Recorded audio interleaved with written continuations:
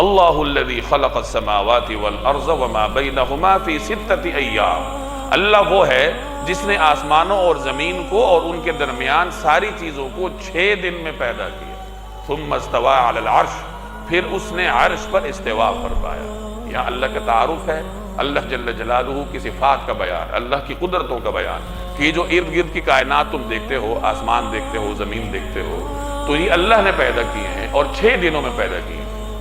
جیسے ایک روایت کا مفہوم ہے، غالباً سنن نسائی کی روایت ہے، کہ اللہ تبارک و تعالی نے ہفتے کے دن مٹی کو پیدا فرمایا، اتوار کے دن پہاڑوں کو پیدا فرمایا، پیر کے دن درختوں کو پیدا فرمایا، منگل کے دن برائیوں کو پیدا فرمایا، اور بدھ کے دن نور کو پیدا فرمایا، جمعرات کے دن جانوروں کو پیدا فرمایا، اور جمعے کے دن کی آخری گھڑی میں یعنی عصر کے وقت اللہ نے حضرت آدم علیہ السلام کو پیدا فرمایا۔ تو 6 دنوں میں اللہ نے یہ کائنات بنائی، اور پھر 7ویں دن اللہ تبارک و تعالی نے یہاں انسان کو پیدا کیا۔ تو آیت کا خلاصہ کیا نکلا کہ یہ کائنات جو تمہیں ارد گرد نظر آ رہی ہے، یہ اللہ نے 6 دنوں میں پیدا فرمائی۔ اب یہاں یہ سمجھ لیجئے کہ دن سے کیا مراد ہے۔ ظاہر ہے کہ جس وقت کائنات پیدا ہوئی اس وقت سورج تو تھا نہیں، دن تو بنتا ہے سورج کی گردش سے، تو یہ جو اجرام فلکی ہیں یہ تو اس وقت نہیں تھے، تو دن سے مراد کیا ہے؟ تو مفسرین فرماتے ہیں کہ دن سے مراد وقفہ ہو سکتا ہے، ایک مدت ہو سکتی ہے، بے شک وہ اتنی مدت بھی ہو جتنی ایک دن کی ہوتی ہے، اگرچہ اس وقت دن نہیں تھا باقاعدہ جسے ہم دن کہتے ہیں۔ تو گویا اللہ نے زمین و آسمان کو 6 مراحل میں پیدا کیا۔ اللہ تعالیٰ تو ایک کلمہ کن سے بھی اس کو پیدا کر سکتا تھا، اللہ تو قدرت کا مالک ہے، لیکن اس نے اس کائنات کو 6 مراحل میں تقسیم کر کے پیدا فرمایا، گویا کہ انسان کو پیغام دیا کہ کوئی بھی کام کیا جاتا ہے وہ تدریج کے ساتھ گریجولی کیا جاتا ہے، یعنی بتدریج کسی بھی کام کو کیا جاتا ہے۔ تو کائنات بھی اللہ تبارک و تعالی نے تدریجاً پیدا فرمائی ہے، ورنہ وہ کلمہ کن سے بھی پیدا کر سکتا تھا۔ تو انسان کو حکمت اور تدریج سکھانے کے لیے اللہ تبارک و تعالی نے اس کائنات کو پیدا فرمایا۔ تو خلاصہ یہی ہے کہ یہ کائنات اللہ نے پیدا کی ہے اور مختلف مراحل میں تقسیم کر کے پیدا کی، اور کائنات کو پیدا کرنے کے بعد ثم استوى علی العرش، پھر اس نے عرش پر استوا فرمایا۔ استوا کا مطلب ہوتا ہے قائم ہونا، بیٹھنا، اور آپ جانتے ہیں کہ بیٹھنا یہ جسم کی صفت ہے، یعنی ہم سب کو اللہ نے جسم دیا ہے تو ہم بیٹھے ہیں، تو بیٹھنے کے لیے جسم کا ہونا لازمی، اور جس کا جسم ہوتا ہے اس کا ایک مکان ہوتا ہے کہ وہ ایک جگہ ہے تو دوسری جگہ نہیں ہے۔ جیسے ہم سب کا جسم ہے، مادی چیزوں کا جسم ہوتا ہے تو وہ ایک جگہ پہ ایک جگہ ہوتی ہیں، دوسری جگہ وہ نہیں ہوتی۔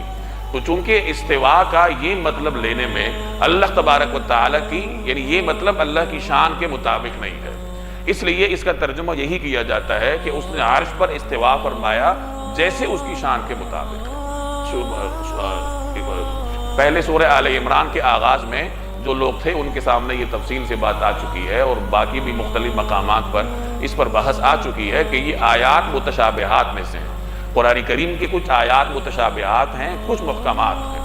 محکمات سے مراد وہ آیات ہیں جن کا مفہوم واضح ہے، اور انسان کی عملی زندگی کا دار و مدار محکمات پر ہوتا ہے، اور کچھ متشابہات ہیں۔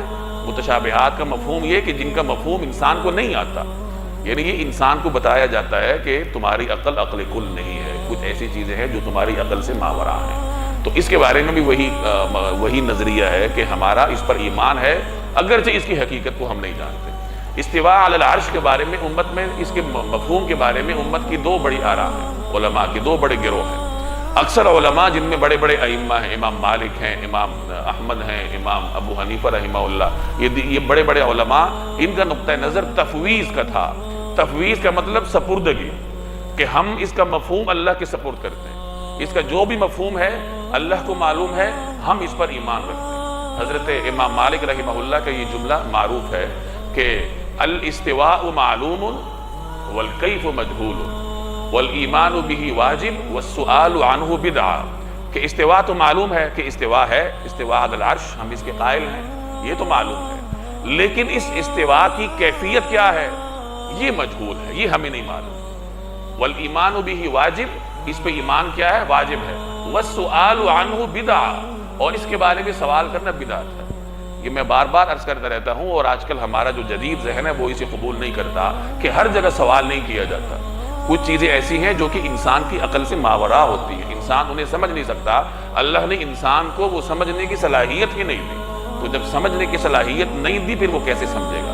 اس لیے فتنوں سے بچانے کے لیے پھر یہی سلامتی کا راستہ ہوتا ہے کہ اس کے بارے میں سوال نہ کرو. جیسے امام مالک نے فرمایا کہ اس کے بارے میں سوال کیا ہے؟ بدعت. تو یہ امت کا معروف نقطہ نظر ہے اور اسی پر یقین رکھنے میں کیا ہے؟ سلامتی کا راستہ. ثم استوى علی العرش، پھر اس نے عرش پر استوا فرمایا جیسے اس کی شان کے مطابق. ما لکم من دونہ من ولی ولا شفیع، اس کے سوا نہ تمہارا کوئی رکھوالا ہے نہ کوئی سفارشی. یعنی اللہ کے سوا نہ تو تمہارا کوئی رکھوالا ہے اور نہ کوئی سفارشی ہے. یہ عربوں کے نظریے پر چوٹ ہے. عرب یہ کہا کرتے تھے کہ اللہ تو ہے جس نے کائنات کو پیدا کیا ہے، لیکن یہ بت جو ہیں یہ ہمارے رکھوالے بھی ہیں، یہ ہماری شفاعت بھی کریں گے، اور قیامت کے دن اگر ہے تو یہ جو بت ہیں ان کی شفاعت لازمی طور پر سنی جائے گی.